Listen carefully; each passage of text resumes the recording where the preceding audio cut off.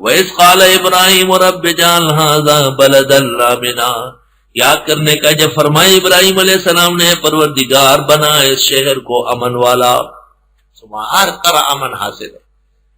وَارْزُقْ أَهْلَهُ مِنَ الثَّمَرَاتِ، اور دیجئے یہاں کے لوگوں کو پھلوں میں سے روزی۔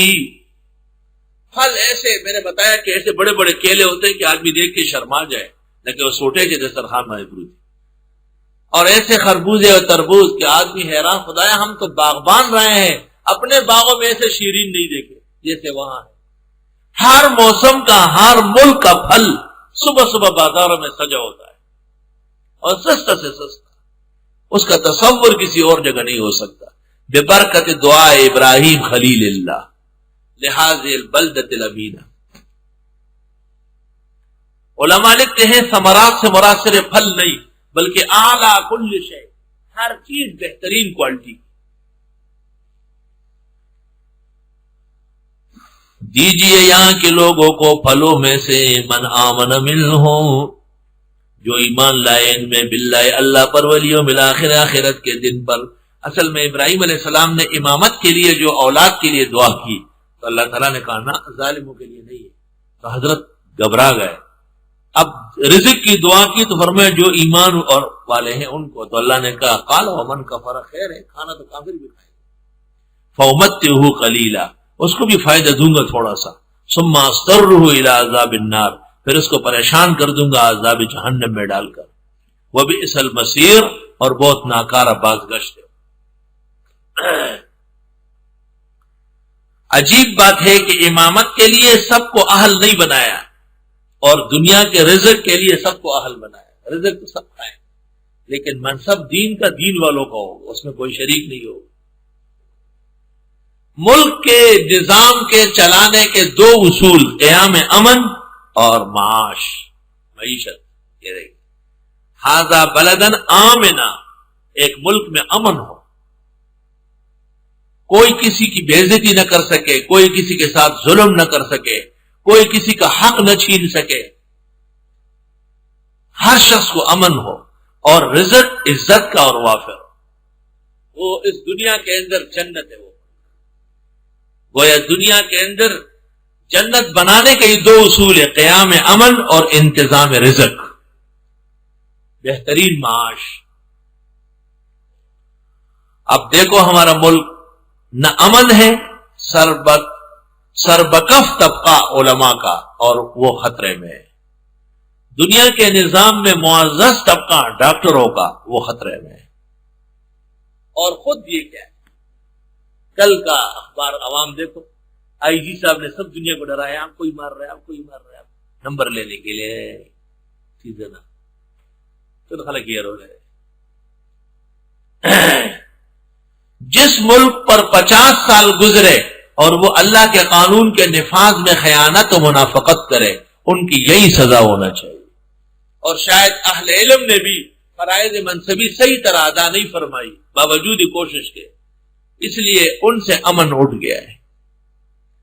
رہ گئی یہ بات کہ ہمارے علماء مارے جا رہے، اہل باطل کے وہ تو مرے مرائے ہیں، ان میں کیا باقی ہے، وہ تو کھاؤ پیو والے ہیں، ان کے ہونے نہ ہونے سے کوئی فرق نہیں پڑتا۔ اہل حق جو آسمان سے زیادہ بڑے ہیں اور زیادہ قیمتی و بیش بہا ہے، وہ موت العالم موت العالم ہے۔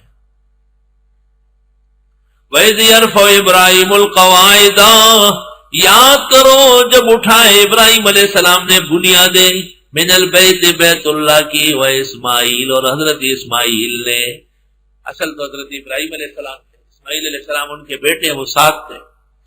بنیادیں رکھی، عمارت تیار ہو گئی کعبہ شریف کی، دعا ربنا تقبل منا، اے پروردگار قبول فرما۔ کسی عمل کے شروع میں دعائے خیر اور کسی عمل کے اختتام پر دعائے خیر دونوں سنت ہے۔ انک انت السمیع العلیم، آپ خوب سننے جاننے والے ہیں۔ ایک دعا ربنا وجعلنا مسلمین لک، اے پروردگار بنا ہم کو تابعدار آپ کے، ومن ذریتنا امتا مسلمتا لک، اور ہماری اولاد میں سے بھی ایک امت مسلمہ، وارنا مناسکنا، سکھا ہم کو احکام حج، مناسک کہتے ہیں کعبہ کے آداب و احکام، احکام حج و عمرہ، اس لیے حج اور عمرے پر جو کتابیں لکھی جاتی ہے وہ کتاب المناسک کہلاتی ہے۔ وَتُبْ عَلَيْنَا، توبہ قبول کیجئے ہماری، اِنَّكَ أَنْتَ التَّوَّابُ الرَّحِيمُ، بے شک آپ خوب توبہ قبول کرنے والے رحم والے ہیں۔ آخری دعا جس جیسی دعا کسی نے مانگی نہیں اور جس پر سارا جہان کی دعائیں قربان جائے، ربنا وبعث فیہم رسولا منہم، اے پروردگار بھیج دے ان مکے والوں میں پیغمبر انہی میں سے، مکی ہاشمی عدنانی تہامی، پرانے زمانے میں جمعے کا خطبہ تھا، امام پڑھتے تھے ممبر، مکی ہاشمی قرشی عدنانی تہامی حجازی، حضرت صلی اللہ علیہ وسلم اے پروردگار بھیج دے مکے والوں میں ایک پیغمبر انہی میں سے۔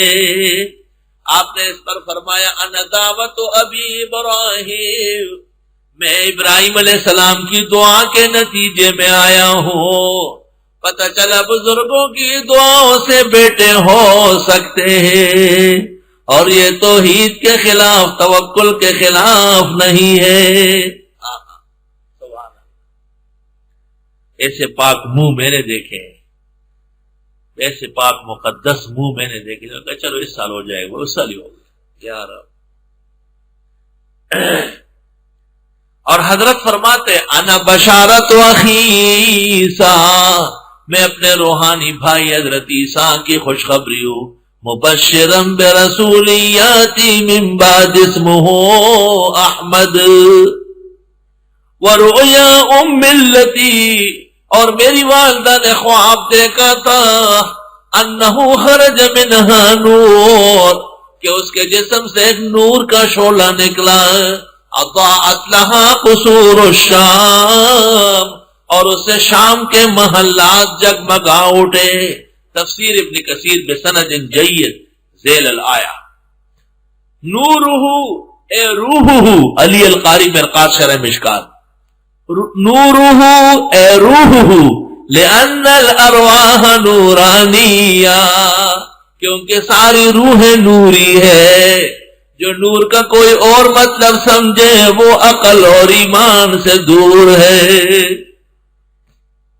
ربنا وبعث فیہم رسولا منہم، اے پروردگار بھیج دے ان میں ایک پیغمبر ان میں سے، رسولا عظیم المرتبہ رفیع الشان،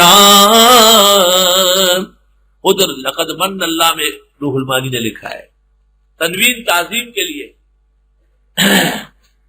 یتلو علیہم آیاتک، خود امام بنے نہ دین کی فکر کر رہا ہے تاکہ وہ پڑھ پڑھ کر سنائے تیری آیتیں، پہلا منصب، وَيُعَلِّمُهُمُ الْكِتَابَ، قرآن کا درس دے، دوسرا منصب، والحکمت، سنت اور فقہ، تیسرا منصب، معرف القرآن میں کل 3 بنائے تسامحاً، وَيُزَكِّيهِمْ، اور ان کے عقیدے کو شرک سے اور عمل کو گندی بدعت سے پاک کر لے، اِنَّكَ أَنْتَ الْعَزِيزُ الْحَكِيمُ، بے شک آپ خوب غالب اور حکمت والے ہیں۔